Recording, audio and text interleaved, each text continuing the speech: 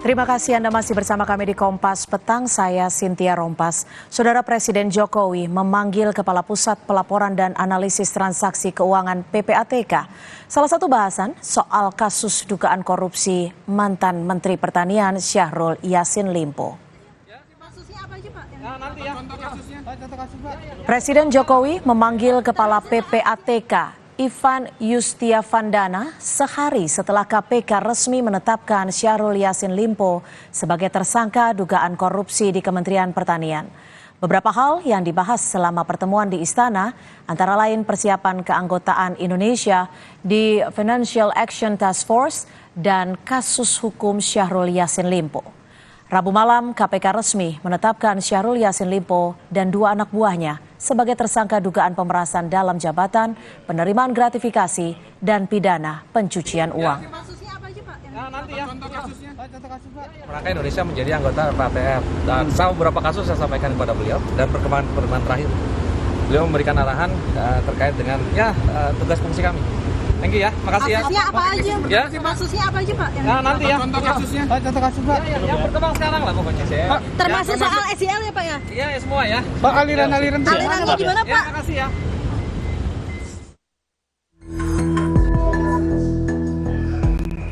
KPK menetapkan mantan Menteri Pertanian Syahrul Yassin Limpo, Sekjen Kementan Kasti Subagiono, dan Direktur Alat dan Mesin Pertanian Muhammad Hatta sebagai tersangka dugaan korupsi. Ketiganya dijerat dengan 3 pasal, yakni dugaan pemerasan dalam jabatan, penerimaan gratifikasi, dan pidana pencucian uang. Total ada 13,9 miliar rupiah yang dinikmati ketiga tersangka. Dana itu berasal dari hasil setoran pejabat unit eselon 1 dan 2 di Kementerian Pertanian. Dengan besaran kutipan antara 4.000 hingga 10.000 dolar Amerika. Dari penelusuran penyidik, dana belasan miliar rupiah hasil korupsi itu dipakai antara lain untuk membayar tagihan kartu kredit dan cicilan mobil Alphard Syahrul Yassin Limpo. Sementara soal ada dugaan duit korupsi Syahrul Yassin Limpo mengalir ke Partai Nasdem, Wakil Ketua KPK Johanis Tanak menyebut penyidik masih mendalami alirannya. Sejauh ini uang yang dinikmati SEL bersama-sama dengan KS dan MH sejumlah 13,9 miliar rupiah dan penelusuran lebih mendalam masih terus dilakukan oleh tim penyidik. Sedangkan apakah ada aliran dana ke Nasdem itu nanti masih didalami lagi, ya. Bendahara Umum Partai Nasdem Ahmad Syahroni mengaku Syahrul Yassin Limpo mentransfer 20 juta rupiah bantuan bencana ke fraksi Nasdem di DPR. Syahroni mempersilahkan KPK jika ingin mengusut dugaan aliran dana korupsi Syahrul Yassin Limpo ke partainya. Saya sempat ngecek ada transferan ke fraksi Nasdem dari SEL. Dari SEL Itu bantuan bencana. bantuan bencana Nilainya 20 juta. 20 juta. Itu biasanya kita menerima bantuan-bantuan terkait dengan ada musibah yang ada di Republik ini. Jadi tidak masalah artinya kalau ada penelusuran lebih jauh di luar yang 20 juta itu. Kalau untuk ke partai sendiri nggak ada ya. Saya juga bendahara umum partai. Tidak ada transaksi terkait dengan urusan personal, nggak ada. Tapi kalau memang KPK mau menelusuri ya silakan aja kan? Silakan aja, itu terbuka. Oke, baik. Pak, duitnya emang beneran buat nyicil Alphard ya Pak sama SEL? Usai penetapan 3 tersangka dugaan korupsi di Kementerian Pertanian, KPK langsung menahan Sekjen Kementan Kasti Subagiono selama 20 hari ke depan. Sementara tersangka Syahrul Yassin Limpo dan Muhammad Hatta belum ditahan karena absen dari panggilan pemeriksaan hari Rabu. Tim Liputan Kompas TV. KPK mendalami dugaan aliran uang korupsi mantan Menteri Pertanian Syahrul Yassin Limpo ke Partai Nasdem. Kita akan bahas bersama peneliti ICW, sudah ada Kurnia Ramadana. Selamat sore Mas Kurnia, terima kasih sudah bergabung bersama kami di Kompas Petang. Selamat sore, Assalamualaikum. Waalaikumsalam. Mas Kurnia, menurut perspektif Anda nih, seberapa besar sih kemungkinan uang dugaan korupsi Syahrul Yassin Limpo ini bisa mengalir ke Partai Nasdem? Kalau kita runtut sebenarnya, konstruksi peristiwa dugaan tindak pidana yang ditangani oleh KPK dan sudah disangkakan kepada mantan Menteri Pertanian Syahrul Yassin Limpo, yang pertama ada indikasi pemerasan, kemudian yang kedua gratifikasi. Dugaan penerimaan dan perbuatan pemerasan ini disinyalir telah dilakukan sejak tahun 2019, berarti 4 tahun yang lalu. Maka dari itu, hasil penerimaan-penerimaan tersebut, pertanyaan reflektifnya adalah kemana aliran dana tersebut? Kemana aliran dana dari pemerasan dan penerimaan gratifikasi? Tentu tidak mungkin hanya berhenti di penguasaan Syahrul Yassin Limpo. Pasti ada pihak-pihak lain. Maka dari itu, ICW mendorong agar KPK juga mengembangkan proses penyidikan dengan membuka opsi pengenaan pasal di dalam Undang-Undang Pencucian Uang. Dari sana baru bisa dilihat pasal 3 Undang-Undang Pencucian Uang untuk pelaku aktif.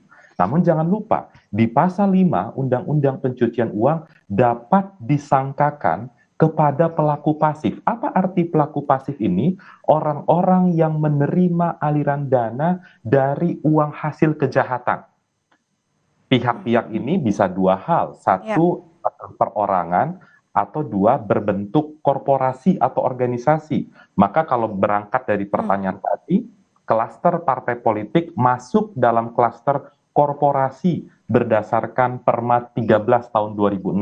Bisa disangkakan oleh aparat penegak hukum. Mari kita lihat bagaimana latar belakang organisasi Pak Syahrul Yassin Limpo, yaitu ada Partai Nasdem. Dan tadi di VT Kompas TV sudah diakui ada aliran dana dari Syahrul Yassin Limpo ke dalam Partai Nasdem. Maka yang harus dilihat adalah satu, apakah dana yang ditransfer itu berasal dari tindak kejahatan, kemudian kedua, apakah ada aliran dana lain untuk membiayai kegiatan-kegiatan partai. Tapi gini Mas Kurnia, ini kan juga sudah diakui bahwa ada sumbangan dari Yassin Limpo untuk bencana. Apakah ini juga bisa ditelisik dan berpotensi untuk melanggar? Lalu bagaimana membedakan ini menjadi bagian sumbangan bencana dari pribadi atau dari aliran dana kejahatan atau korupsi?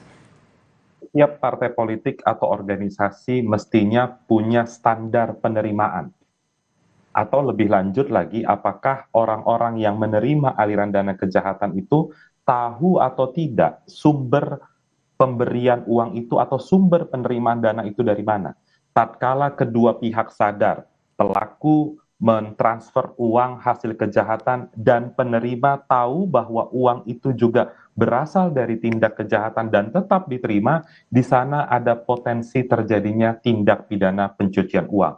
Meskipun memang pembuktiannya akan sangat berlapis, namun tadi juga di VT Kompas TV sudah diputar, harus ada kerjasama, koordinasi antar lembaga. Satu dari Komisi Pemberantasan Korupsi, kemudian yang kedua ada Pusat Pelaporan Analisis Transaksi Keuangan untuk melihat aliran dana ini. Apakah setiap bulan yang masuk ke rekening Syahrul Yassin Limpo itu dalam kapasitas yang wajar atau tidak? Kalau tidak wajar, apakah itu sudah masuk disangkakan dalam pasal gratifikasi atau belum? Itu yang menjadi pekerjaan rumah. Mas Kurnia, tapi begini, bagaimana bisa membuktikan bahwa dugaan aliran dana Syahrul Yassin Limpo ke parpol ini? Karena sebelumnya kan Bendahara Umum Nasdem juga membantah keras bahwa ada aliran dana.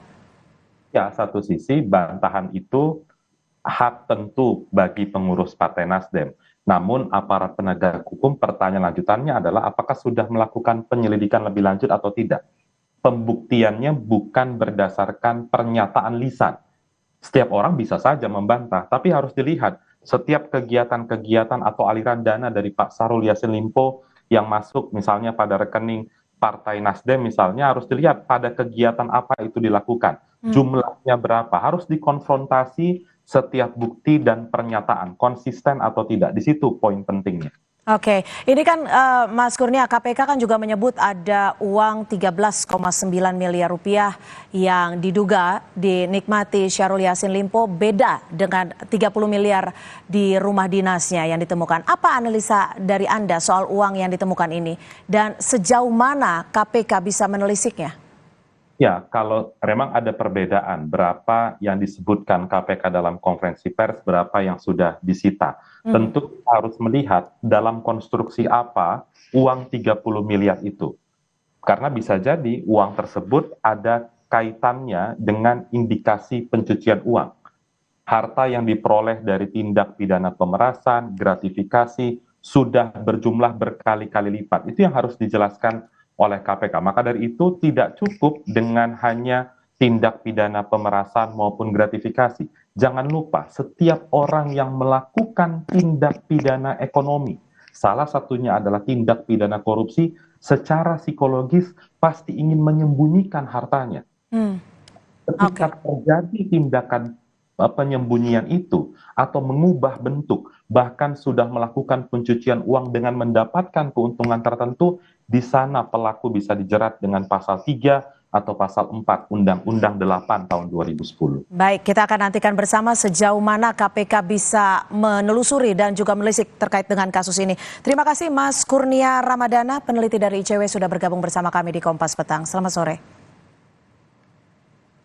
Saudara, informasi lainnya di Kompas Petang akan kami hadirkan selepas jeda. Di antaranya Prabowo Subianto secara terbuka mengajak Gibran Rakabuming Raka menjadi cawapresnya jika MK mengabulkan gugatan batas usia Capres-Cawapres.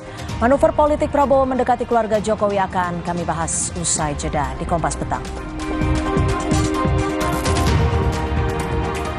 Lainnya, relawan pro Jokowi atau Projo bakal mengumumkan dukungan Capres 2024 dalam menggelar Rapat Kerja Nasional ke-6 pada 14 hingga